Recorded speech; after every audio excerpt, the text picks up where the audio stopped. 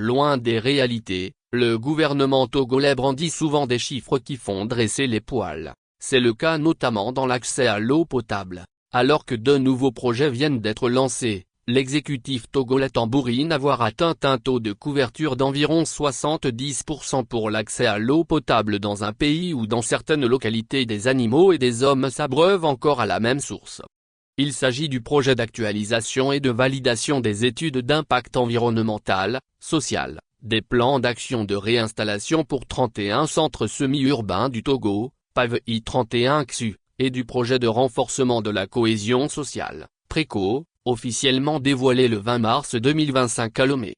Le PAVI 31 XU ambitionne d'actualiser et de valider les études d'impact environnemental et social afin de fournir à la Société de patrimoine eau et assainissement en milieu urbain et semi-urbain, SPO, un cadre de suivi-évaluation renforcé. Cette opération prévue sur 6 mois, doit assurer la pérennité des infrastructures existantes et faciliter la mobilisation des financements nécessaires au développement de l'accès à l'eau potable pour 31 centres semi-urbains répartis dans les régions maritimes, Plateau, Kara et Savane.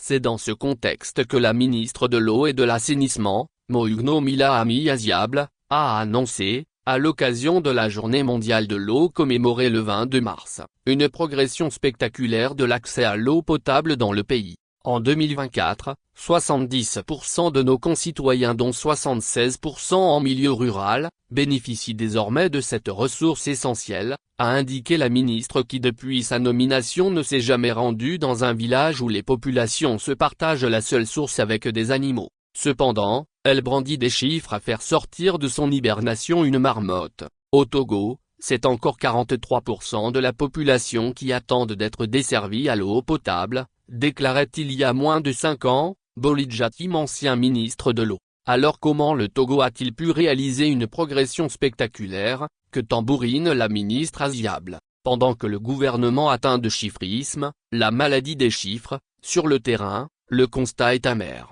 Dans les zones rurales, très peu seulement de population a accès à une source d'eau potable. Les eaux sont polluées par les excréments, les ordures, les eaux usées domestiques ou industrielles, les pesticides, les eaux de surface ainsi affectées par la pollution, il s'ensuit une prolifération des bactéries.